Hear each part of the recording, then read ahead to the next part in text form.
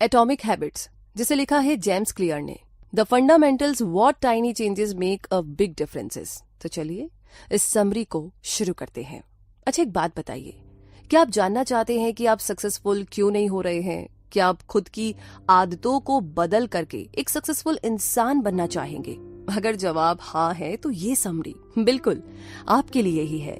इस समरी में हम सीखेंगे कि खुद की हैबिट्स को, खुद की आदतों को कैसे चेंज करें। ऐसा क्या करें कि हमें मोटिवेशन या विल पावर की जरूरत ही ना पड़े। तो आइए इस जर्नी में थोड़ा आगे बढ़ते हैं और जानते हैं।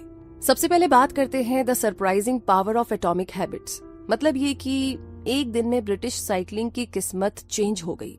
1908 से ब्रिटिश राइडर्स ने 2003 ओलंपिक्स तक सिर्फ एक ही गोल्ड मेडल जीता था।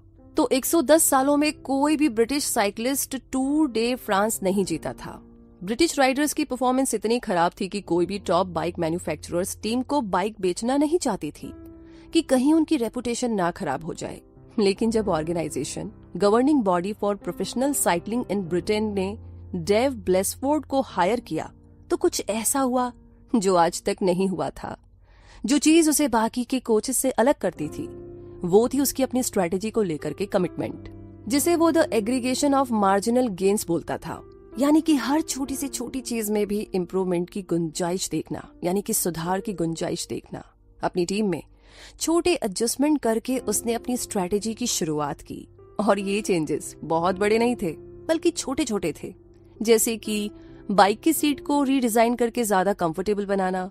उसने राइडर्स को आइडियल मसल्स टेम्परेचर मेंटेन रखने के लिए इलेक्ट्रिकली हीटेड ओवर शॉर्ट्स पहनने को बोला, टायर्स पर बेटर ग्रिप के लिए अल्कोहल रब करने के लिए बोला, वगैरह वगैरह। तो इन छोटे चेंजेस की वजह से काफी सुधार हुआ और रिजल्ट भी बहुत ही बेहतर मिल रहा था। और फिर 2008 बीजिंग ओलंपिक गेम्स में टीम ने परफॉर्म किया और झंडे गाड़ दिए। लेकिन ये हुआ कैसे? कैसे एक ऑर्डिनरी एथलीट्स की टीम वर्ल्ड चैंपियन बन गई, और वो भी छोटे छोटे चेंजेस से? कोई भी नहीं सोच सकता था कि ये स्मॉल एफर्ट्स इतना बड़ा डिफरेंस ला सकते हैं। क्योंकि अक्सर ना हम इन छोटे छोटे इम्प्रूवमेंट्स को, चाहे वो 1% ही क्यों ना हो, कभी नोटिस ही नहीं करते। लेकिन अगर आप गौर करें तो ये बड़े इफेक्टिव होते हैं और उनका इफेक्ट तुरंत तो नहीं, लेकिन कुछ सालों के बाद पक्के से नजर आता है। तो चलिए देखते हैं कि ये मैथ में कैसे वर्क करता है, यानी कि गणित में कैसे काम करता है। अगर आप एक साल में हर दिन 1% इम्प्रूव करते हैं तो साल के एंड में आप 37 टाइम्स बेटर बन चुके होंगे। हैबिट सेल्फ इम्प्रूवमेंट के लिए कंपाउंड इंटरेस्ट की तरह होती है और इनका असर एक दिन में नहीं दिखाई देता, लेकिन कई महीनों की प्रैक्टिस के बाद डेफिनेटली आपको वो इफेक्ट दिखने लगेगा। हालांकि इसका सैड पार्ट ये है कि ये इतनी स्लो पेस में असर करती है कि कई बार बैड हैबिट से छुटकारा पाने में बहुत टाइम लग जाता है।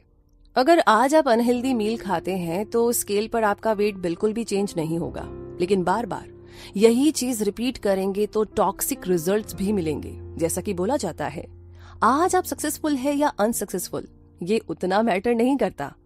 मैटर करती है आपकी आदतें कि वो आपको राइट डायरेक्शन में ले जाती है या नहीं। सोचिए इस बारे में।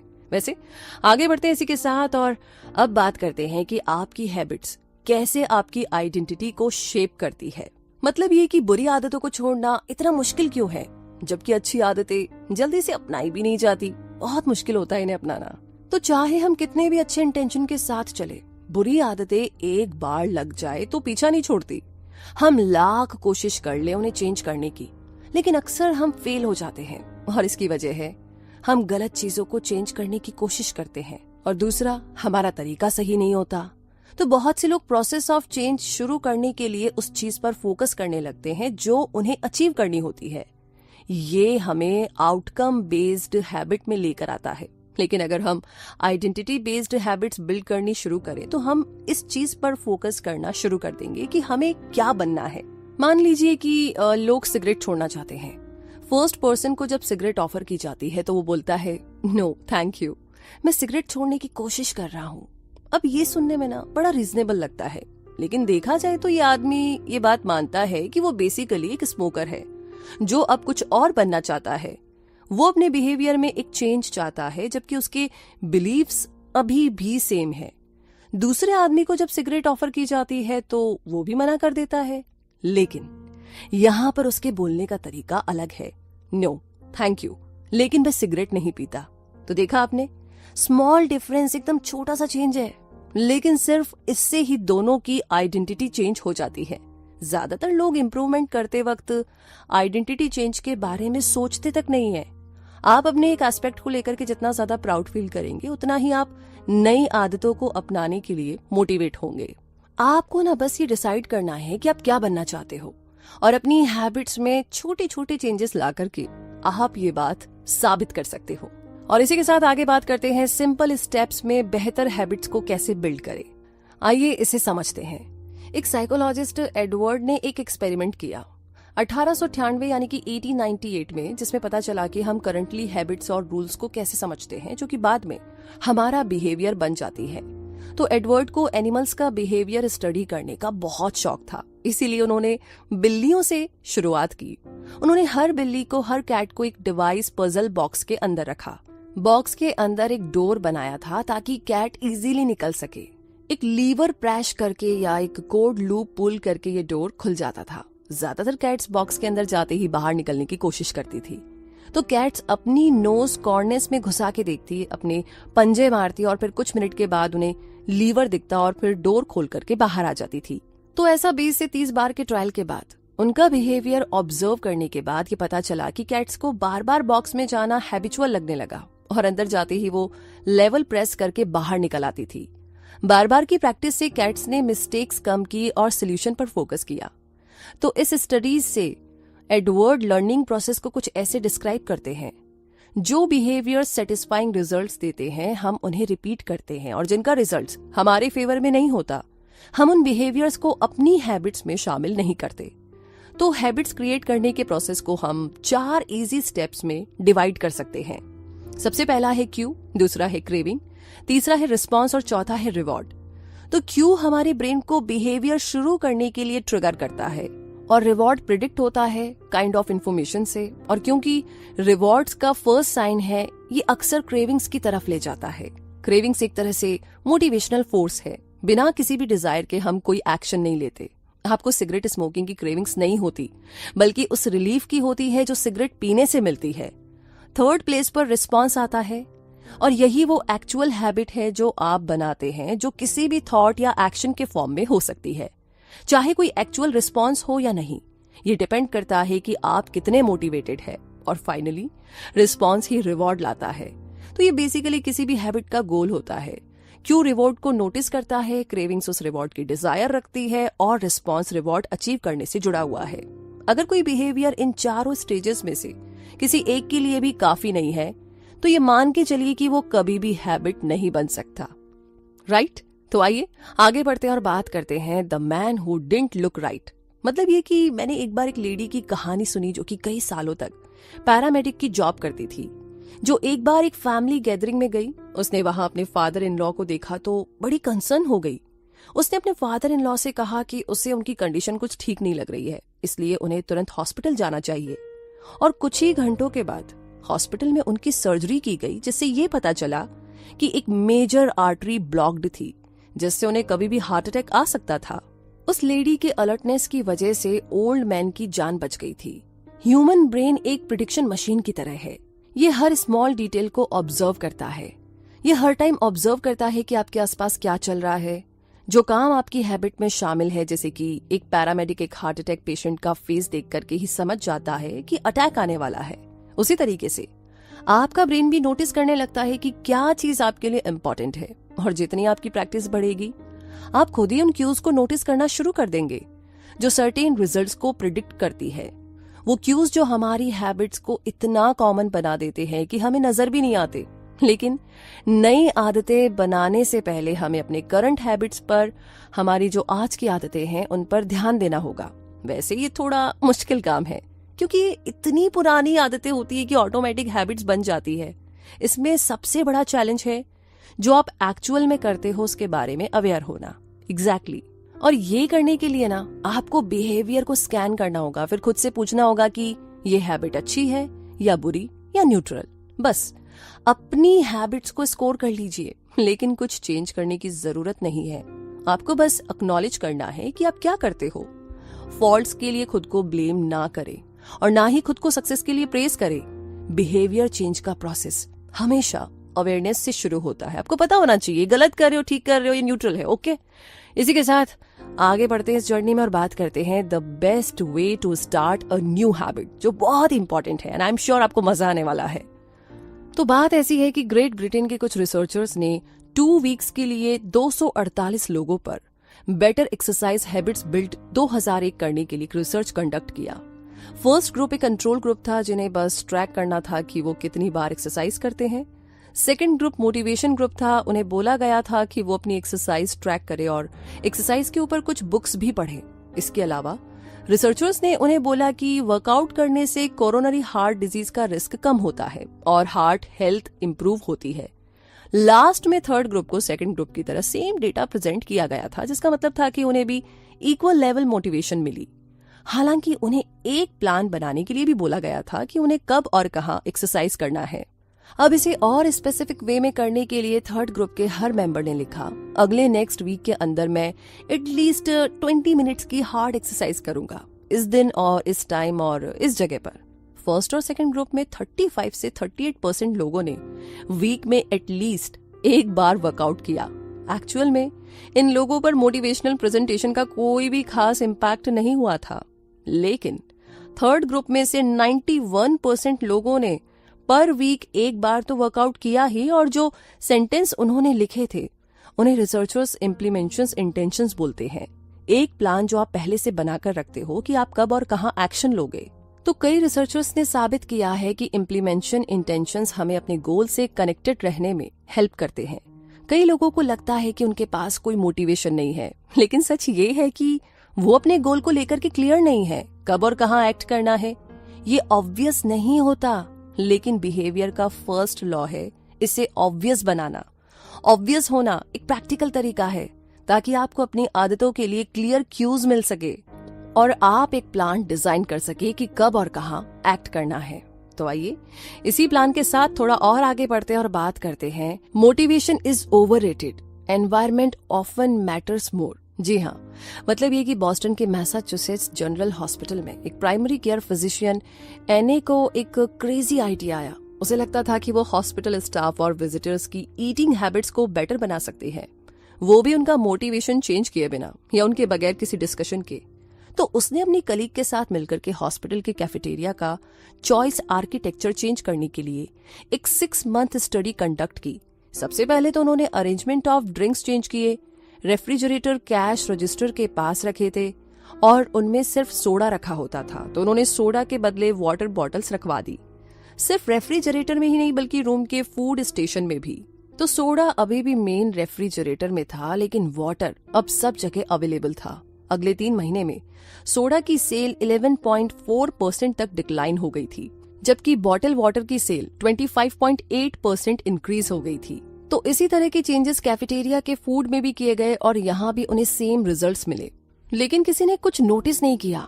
अक्सर लोग चीजें इसलिए नहीं लेते या खाते कि उन्हें वही चीज चाहिए, बल्कि उनका लेना या खाना डिपेंड करता है कि वो चीज रखी कहाँ पर है। मान लीजिए आप किचन में गए, वहां पर आपको 1 प्लेट कुकीज मिल जाती है, तो आप तुरंत कुकीज खाने बैठ जाओगे। आप इसलिए नहीं खा रहे हो कि आपको भूख लगी है, बल्कि आपको ना कुकीज दिख गई है तो आपको खाने का मन किया और आपने खा लिया। बस आपकी हैबिट्स भी ना इसी तरीके से चेंज हो जाती है। बस डिपेंड करता है कि आप कहाँ पर हो और आपके सामने क्या क्यूज है। ह्यूमन बिहेवियर फॉर्म करने में एनवायरनमेंट का इनविजिबल हाथ माना जाता है, चाहे हमारी पर्सनैलिटीज कितनी भी डिफरेंट क्यों ना हो। कुछ बिहेवियर खुद ब खुद हमारे एनवायरनमेंट कंडीशन की वजह से भी बन जाते हैं। अनफॉर्चुनेटली जिस एनवायरनमेंट में हम रहते हैं और काम करते हैं, हमें कुछ स्पेसिफिक एक्शंस लेने से रोक देता है, क्योंकि बिहेवियर को ट्रिगर करने का कोई ऑब्वियस क्यू होना जरूरी है। तो आप किसी हैबिट को अपनी लाइफ का मेन पार्ट बनाना चाहते हो तो क्यू को अपने एनवायरनमेंट का मेन पार्ट बनाइए। और इसी के साथ अब आगे बात करते हैं the secret to self control, और ये बहुत जरूरी है। एक्चुअली जब वियतनाम वॉर अपने 16th ईयर में चल रही थी, तो कनेक्टिकट से कांग्रेसमैन रॉबर्ट 1971 स्टीलिए और इलिनॉय से मॉर्गन मर्फी ने एक डिस्कवरी की जिसने अमेरिकन पब्लिक को हैरान कर दिया। उन्होंने जब ट्रुप विजिट किया तो उन्हें पता चला कि जितने भी यूएस सोल्जर्स वहां पर भेजे गए थे उनमें से ऑलमोस्ट 15% ड्रग एडिक्ट थे। इसके फॉलोअप रिसर्च से ये बात सामने आई कि वियतनाम भेजे गए 35% सर्विस मेंबर हेरोइन ट्राई कर चुके थे और 20% को ड्रग की लत थी। इस डिस्कवरी की वजह से एक special action office of drug abuse prevention create किया गया ताकि जब ये सर्विस मेंबर वापस अमेरिका लौटे तो उनकी ये लत छुड़ाई जा सके या उन्हें रिहैब में रखा जाए। तो ली रॉबिन्स एक रिसर्च इंचार्ज थे और उन्होंने साबित किया कि अगर एनवायरनमेंट में रेडिकल चेंज आ जाए तो एडिक्शंस भी तुरंत डिसअपियर हो सकता है। वियतनाम में गए हुए सोल्जर्स अपना सारा टाइम ऐसी क्यूज के बीच स्पेंड करते थे जो उन्हें हेरोइन लेने के लिए ट्रिगर करता था। एक तो ये इजीली एक्सेसिबल था, ऊपर से वॉर का स्ट्रेस और फिर उनके साथ ही भी हेरोइन यूजर्स थे और अपने घर परिवार से दूर रहने का टेंशन एक एंजाइटी क्रिएट करता था। लेकिन जब ये सोल्जर्स वापस अमेरिका आए तो उन्हें ऐसा माहौल मिला जिसमें ऐसे कोई क्यूज थे ही नहीं जो उन्हें ड्रग लेने पर मजबूर करते। इसीलिए उनकी हैबिट्स भी खुद ही चेंज हो गई। इसीलिए वियतनाम स्टडी बैड हैबिट्स को लेकर के हमारे बहुत से कल्चरल बिलीफ्स को गलत साबित करती है। हमारा कल्चर सिखाता है कि हमारी सारी प्रॉब्लम्स का सॉल्यूशन बस थोड़े से डिसिप्लिन में है, लेकिन रीसेंट रिसर्चर्स ने कुछ और ही साबित किया है। जब साइंटिस्ट ने ऐसे लोगों को ऑब्जर्व किया जिनका सेल्फ कंट्रोल बहुत स्ट्रांग था तो उन्हें पता लगा कि ये लोग भी उन लोगों से ज्यादा डिफरेंट नहीं है जो स्ट्रगल कर रहे हैं, बल्कि डिसिप्लिन लोग अपनी लाइफ में बेटर इसीलिए हैं क्योंकि ये लोग खुद को टेम्पटिंग सिचुएशन से दूर रखते हैं। जो लोग सबसे ज्यादा सेल्फ कंट्रोल वाले होते हैं वो सबसे कम कंट्रोल यूज करते हैं। अगर आपको हर बार कंट्रोल करने की जरूरत ना पड़े तो सेल्फ कंट्रोल प्रैक्टिस करना ज्यादा इजी होता है। दूसरे शब्दों में बोलूं तो हमारा सेल्फ कंट्रोल हमारी बुरी आदतें दूर नहीं करता है। आपकी एनर्जी कुछ ऐसी चीजों में डायरेक्ट होनी चाहिए जो ज्यादा पावरफुल है, जैसे कि अपने एनवायरनमेंट को ऑप्टिमाइज करना। अपनी अच्छी आदतों का ऑब्वियस क्यूज बनाइए और बुरी आदतों का क्यूज इनविजिबल कर दीजिए। एग्जैक्टली इतना ही करना है। आइए आगे जानते हैं कि और क्या क्या करना होगा हमें। तो बात करते हैं how to make a habit irresistible. मतलब ये कि आयरलैंड डबलिन के एक इलेक्ट्रिकल इंजीनियरिंग स्टूडेंट रॉनन को नेटफ्लिक्स देखना बहुत पसंद है, लेकिन उसे ये भी पता है कि उसे एक्सरसाइज करनी चाहिए। तो उसे एक आइडिया आता है, वो अपने स्टेशनरी बाइक को अपने लैपटॉप और टीवी से कनेक्ट कर देता है। फिर वो एक ऐसा कंप्यूटर प्रोग्राम बनाता है जिससे साइकिल को एक खास स्पीड पर चलाने पर नेटफ्लिक्स काम करने लगता है। उसने टेम्पटेशन को इस तरह यूज किया कि अब उसे एक्सरसाइज करना और भी मजेदार लगने लगा। तो ये चीज कैसे काम कर गई? सिंपल है, जो एक्शन आपको करने की जरूरत है उसे उस एक्शन से कनेक्ट कर दीजिए जो आप करना चाहते हैं। तो टेम्पटेशन बंडलिंग मेथड है एक साइकोलॉजिकल थ्योरी को अप्लाई करने का जिसे प्रेमैक्स प्रिंसिपल बोलते हैं। और ये प्रिंसिपल बेसिकली ये बताता है कि अगर आप कोई चीज नहीं भी करना चाहते हैं तो भी आप उसे करने पर मजबूर हो जाते हैं। वो इसीलिए क्योंकि आपको ऐसा करने में ना कुछ ऐसा मिल रहा है जो आप वाकई में अचीव करना चाहते हैं। इसका मतलब है हैबिट्स को अट्रैक्टिव बनाना या फेवरेबल बनाना, जिसके बदले में कुछ भी छोड़ना ना पड़े। इसी के साथ आगे बढ़ते हैं, बात करते हैं the role of family and friends in shaping your habits. और ये भी काफी ज्यादा इंपॉर्टेंट है क्योंकि हम अपनी फर्स्ट हैबिट्स चूज नहीं करते, हम ना उन्हें नकल करते हैं। क्योंकि हम अपनी फैमिली और फ्रेंड्स, अपने चर्च, अपने स्कूल, अपनी लोकल कम्युनिटी और सोसाइटी, इन सबको फॉलो करते हैं। हर कल्चर और ग्रुप के अपने कुछ स्टैंडर्ड्स होते हैं जो कि हमारी हैबिट्स को अफेक्ट करती है।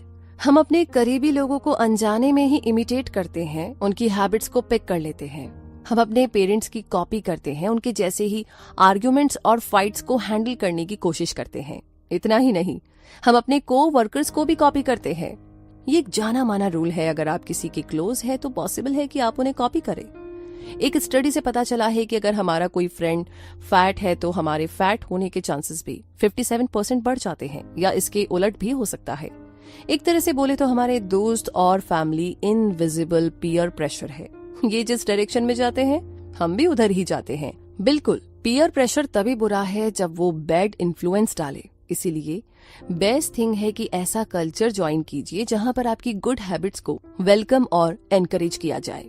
इसी के साथ आगे बात करते हैं how to find and fix the causes of your bad habits.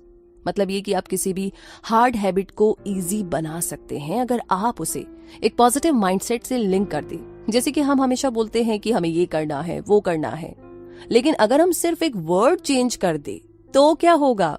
मुझे काम पर जाने के लिए उठना है के बजाय अगर हम बोले कि मैं इसलिए उठता हूं कि काम पर जाऊं, वर्ड्स को सिंपली चेंज करके आप अपना पूरा पर्सपेक्टिव बदल देते हैं। इस तरह से आप अपनी हैबिट्स के बेनिफिट्स को हाईलाइट करते हैं, ना कि सेटबैक और डिसएडवांटेजेस को। जो चीज आप में बैड हैबिट्स लाती है उसे ढूंढ करके फिक्स करने का सीक्रेट है कि आप उस एसोसिएशन को रीफ्रेम करो जो उसके बारे में आप सोचते हो। इस तरह से आप किसी भी हार्ड और बुरी हैबिट को एक मजेदार हैबिट में टर्न कर सकते हैं। इसी के साथ आगे बात करते हैं walk slowly but never backward. जी हाँ, हैबिट फॉर्म करना एक प्रोसेस है जिसमें एक बिहेवियर रिपीटेशन के बाद ऑटोमेटिक रिफ्लेक्स बन जाता है। हैबिट रेपिटेशन ब्रेन में क्लियर फिजिकल चेंजेस लाता है। जैसे एग्जांपल के लिए म्यूजिशियंस के ब्रेन का सेरिबेलम पार्ट नॉन म्यूजिशियंस के कंपेयर में बड़ा होता है। हर बार जब आप कोई एक्शन रिपीट करते हो तो आप असल में एक स्पेसिफिक न्यूरल सर्किट को एक्टिवेट करते हो जो उस हैबिट से जुड़ा होता है। हैबिट फॉर्मेशन में टाइम कितना लगा ये उतना मैटर नहीं करता। टाइम का कभी भी प्रॉब्लम नहीं था। मैटर ये करता है कि वो रेट जिस पर आप सर्टेन बिहेवियर को परफॉर्म करते हो, जैसे कि आप कोई चीज 40 दिन में 2 बार करो या 200 बार, ये टाइम की बात नहीं है बल्कि फ्रीक्वेंसी की बात है। कोई भी हैबिट क्रिएट करने के लिए आपको उसकी प्रैक्टिस करनी पड़ेगी, फ्रीक्वेंसी बढ़ानी पड़ेगी। इसी के साथ आगे बात करते हैं the law of least effort, यानी कि एनर्जी जो होती है ना वो बहुत ही कीमती है और ब्रेन इस तरह बना है कि ये जब चाहे इसे कंजर्व कर सकता है। ये एक ह्यूमन नेचर है कि हम लॉ ऑफ लीस्ट एफर्ट को फॉलो करते हैं, जो कहता है कि जब लोगों को 2 सेम चॉइस दी जाती है तो जिस काम में ज्यादा एफर्ट नहीं लगता लोग नेचुरली उसी को चूज करेंगे। हर एक्शन में एक सर्टेन अमाउंट ऑफ एनर्जी लगती है और जितनी ज्यादा एनर्जी की डिमांड होगी उतना ही कम हम उसे करना चाहेंगे। कुछ सेंस में देखें तो हर हैबिट सिर्फ एक ऑब्स्टिकल है उस चीज के बीच में जो आप चाहते हैं। डाइट एक ऑब्स्टिकल है फिट होने के लिए, मेडिटेशन एक ऑब्स्टिकल है मन की शांति के लिए। आप एक्चुअल में हैबिट से प्यार नहीं करते बल्कि उस आउटकम से करते हैं जो ये डिलीवर करता है। लेकिन अगर हम सब इतने लेजी हैं तो कैसे कुछ लोग मुश्किल गोल्स भी अचीव कर लेते हैं? सवाल तो ये है और इसका सॉल्यूशन, इसका जवाब है कि एक ऐसा एनवायरनमेंट क्रिएट कीजिए जहां राइट चीजें करना हमेशा इजी हो। इस तरीके से आप फ्रिक्शन ऑफ ऑब्स्टिकल को रिड्यूस कर पाएंगे। जैसे कि मील डिलीवरी सर्विस ग्रोसरी शॉपिंग का फ्रिक्शन डिक्रीज करती है, जैसे डेटिंग एप्स की वजह से सोशल इंट्रोडक्शन करने का फ्रिक्शन कम हो गया है। इसी तरीके से और भी बहुत सारी चीजें। बेहतर हैबिट्स क्रिएट करने के स्ट्रगल में ऐसे तरीके एक्सप्लोर कीजिए जो गुड हैबिट से जुड़े हुए फ्रिक्शन को कम करे और हमारी बैड हैबिट से कनेक्टेड फ्रिक्शन इंक्रीज करे। तो इसी के साथ आगे बात करते हैं अब how to stop procrastinating by using the 2 minute rule. ये बड़ा इंटरेस्टिंग है कि ये कैसे काम करेगा, आइए जानते हैं। अगर आप कुछ बहुत बड़ा शुरू करना चाहते हैं और बिग स्टेप्स लेकर के आपको ये इजी भी लगता है तो भी आपको बेबी स्टेप से शुरू करना चाहिए, क्योंकि हम सब बहुत जल्दी बहुत ज्यादा करने की कोशिश करते हैं क्योंकि हम चेंज को लेकर के इतने एक्साइटेड जो रहते हैं। लेकिन एक टेंडेंसी आपको ऐसा करने से रोकती है और वो है 2 मिनट रूल, जो कहती है कि जब आप कोई नई आदत, नई हैबिट शुरू करते हैं तो इसे करने में ना 2 मिनट से कम टाइम लगना चाहिए। आप देखेंगे कि ऑलमोस्ट हर हैबिट 2 मिनट में ही लर्न की जा सकती है। जैसे कि रोज रात को सोने से पहले कोई बुक पढ़ने वाली हैबिट बन जाती है, रोज रात 1 पेज पढ़ के सोना, 30 मिनट योगा करो, ये हैबिट्स बन जाती है। तो पॉइंट ये है कि किसी पर्टिकुलर हैबिट को अपनाने के लिए इजी वे में शुरू कीजिए। आप चाहे 1 मिनट मेडिटेट करो, 1 पेज पढ़ो, एक कपड़ा तह लगाओ, कुछ भी करो, लेकिन शुरू तो करो। जो चीज राइट लगे उसे करना एक पावरफुल स्ट्रैटेजी है।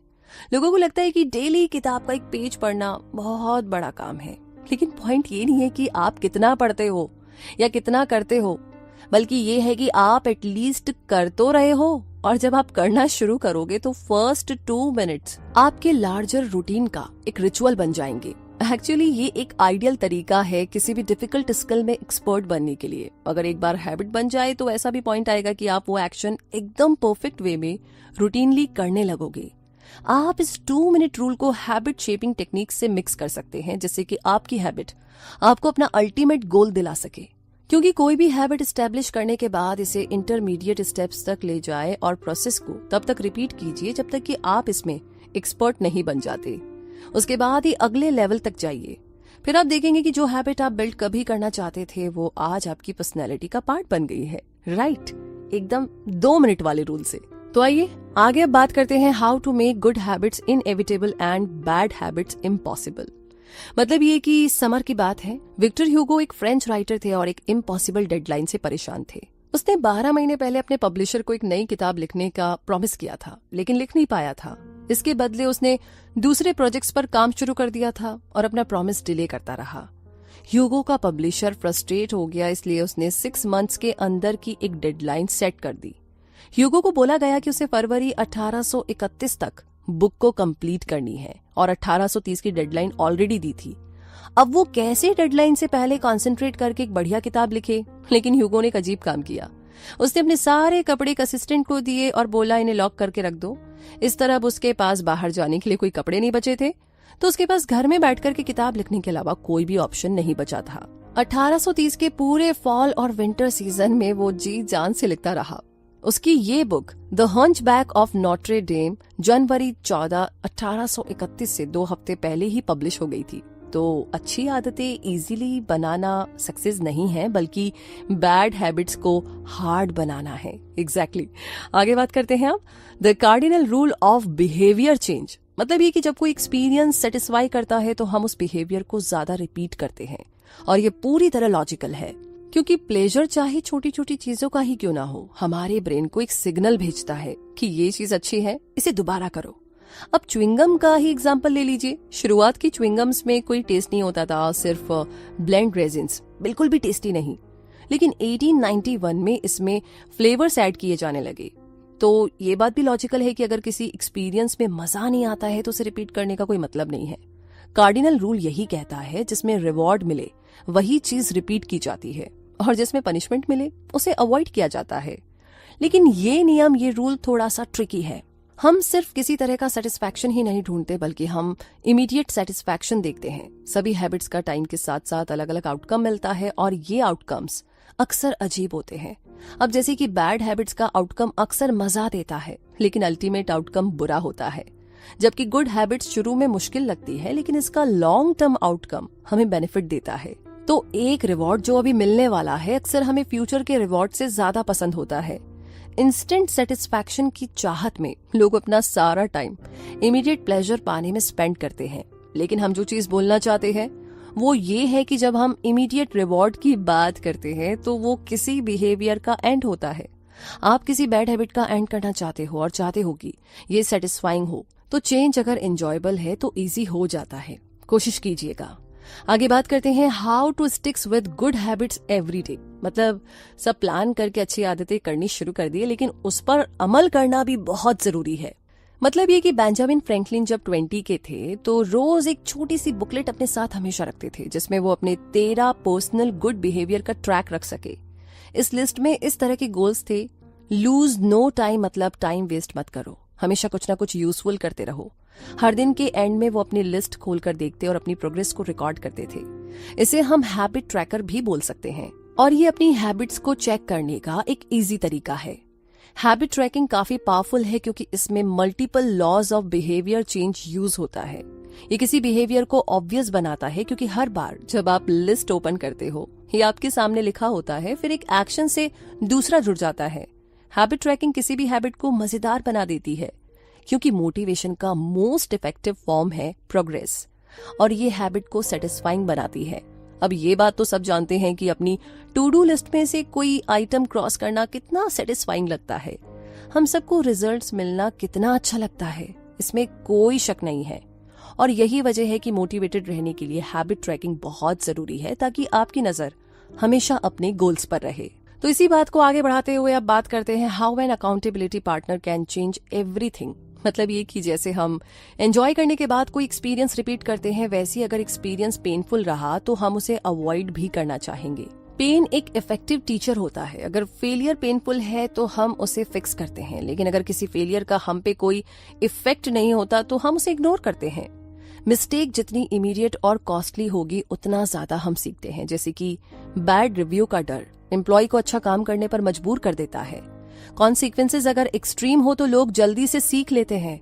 इसीलिए कभी कभी एक अकाउंटेबल पार्टनर के होने से हेल्प मिलती है, क्योंकि तब आपको पता होता है कि कोई आपको वॉच कर रहा है, देख रहा है, ताकि आप मोटिवेटिंग और पावरफुल बने। अगर तुरंत रिजल्ट भुगतने पड़े तो आप काम को कभी डिले नहीं करेंगे, और अगर आप अपना वर्क डिले करते हो तो आपके बॉस की नजरों में आप एक लेजी और अनट्रस्टवर्दी इंसान हो। और ये सभी जानते हैं कि हम अपने आसपास के लोगों के ओपिनियन की कितनी ज्यादा परवाह करते हैं, जो हमें टॉप तक पहुंचने में मदद करते हैं। इसीलिए इस तरह का कोई पार्टनर होना आपके लिए ना बहुत मददगार साबित होगा। तो अब आगे बात करते हैं advance tactics, how to go from being merely good to being truly great. मतलब ये कि जब आपको किसी हैबिट की अच्छे से प्रैक्टिस हो जाती है तो ये थोड़ी बोरिंग और पार्ट ऑफ रूटीन लगती है। जो आपको चाहिए था आपको मिल गया तो जाहिर सी बात है कि अब आपका उतना इंटरेस्ट नहीं रहेगा। और यही बोरिंगनेस ग्रेटेस्ट चैलेंज है, बहुत बड़ा चैलेंज है। हम अपनी आदतों से इसीलिए बोर हो जाते हैं क्योंकि अब वो हमें पहले की तरह सेटिस्फैक्शन नहीं दे रही और हम हमेशा आउटकम एक्सपेक्ट करते हैं। लेकिन सच तो ये है कि ये चीज मैटर नहीं करती कि आप किस चीज में बेटर बनना चाहते हैं। अगर आप उसे तभी करते हैं जब वो आपको एक्साइट करती है, क्योंकि तब आप कोई भी ग्रेट रिजल्ट पाने के लिए बिल्कुल भी कंसिस्टेंट नहीं रहेंगे। हाँ, ऐसे भी दिन होंगे जब आपको क्विट करने का मन करेगा, लेकिन पेनफुल, बोरिंग और एग्जॉस्टिंग होने के बाद भी अगर आप जमे रहते हैं तो ये बहुत बड़ी बात है। एक अमैच्योर और एक प्रोफेशनल के बीच में सिर्फ यही डिफरेंस होता है। तो एक ही तरीका है, जो भी आप करें दिल से करें, उसे एंजॉय करें। हैबिट्स का बस एक ही डाउन साइड है कि हम अक्सर स्मॉल मिस्टेक्स को नोटिस नहीं करते, क्योंकि आप कोई चीज आदत की वजह से बार बार करते हैं, आप उसे इम्प्रूव नहीं करते। वैसे इस बारे में परेशान होने की ज्यादा जरूरत नहीं है, क्योंकि कुछ हैबिट्स को कांस्टेंट इम्प्रूव करने की जरूरत नहीं पड़ती। जैसे एग्जांपल के लिए आप अपने शूज कैसे बांधते हैं, लेकिन जब आप किसी काम में मास्टर बनना चाहते हैं तो सिर्फ हैबिट से काम नहीं चलेगा, आपको उसके लिए हार्ड प्रैक्टिस भी करनी पड़ेगी जब तक कि आपको सर्टेन स्किल्स ना आ जाए। बस आपको क्या करना है कि अपनी परफॉर्मेंस को लेकर के अलार्म्ड रहे, ताकि आप खुद को इम्प्रूव कर सके, खुद को old thinking and acting pattern में लॉक ना करें। लाइफ जो है ना हमारी हर पल चेंज हो रही है, तो आप भी अपनी हैबिट्स और बिलीफ्स को चेंज कीजिए और खुद में कभी भी सेल्फ अवेयरनेस की कमी ना आने दें। ये बहुत बड़ी चीज है और बहुत ही कमाल की। तो इन सारी बातों के साथ, इन सारे सिद्धांतों के साथ अब टाइम आ गया है इस समरी के कंक्लूजन को जानने का। तो दोस्तों, हमने समरी में देखा कि एटॉमिक हैबिट्स कितनी पावरफुल है और उन्हें कैसे डेवलप किया जा सकता है। हमने हैबिट्स बदलने के लिए 4 स्टेप्स भी देखे। हमने 2 मिनट रूल के बारे में भी जाना और सीखा। इन शॉर्ट, हमने देखा कि कैसे हैबिट्स हमारी आइडेंटिटी को चेंज कर सकती है। जो हमें चाहिए वो हम सब कुछ अचीव कर सकते हैं, लेकिन एक छोटा सा बेबी स्टेप तो हमें लेना ही होगा, और उसके लिए बहुत सारी शुभकामनाएं। तो बताइए समरी आपको कैसी लगी, कमेंट बॉक्स में लिख करके, और साथ ही साथ आगे किस किताब के बारे में आप जानना चाहते हैं वो भी हमें लिख भेजिए।